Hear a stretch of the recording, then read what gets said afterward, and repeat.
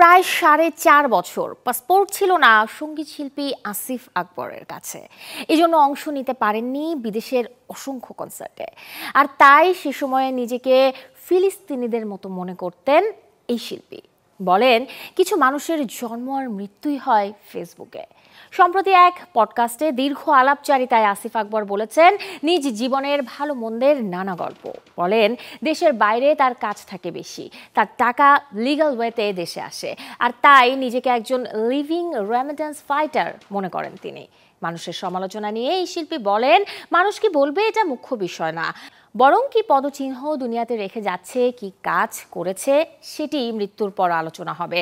আর তাই মানুষের জন্য জীবনভর কাজ করে যেতে চান তিনি।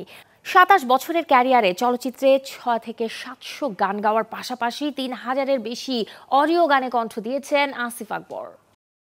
নতুন এবং ফিরে আসা গ্রাহকদের জন্য নগদে চলছে ক্যাশব্যাক সহ প্রতিদিন হাজারো উপহার জেতার সুযোগ। হবে আশা আর ফেরা, সারপ্রাইজ সেরা।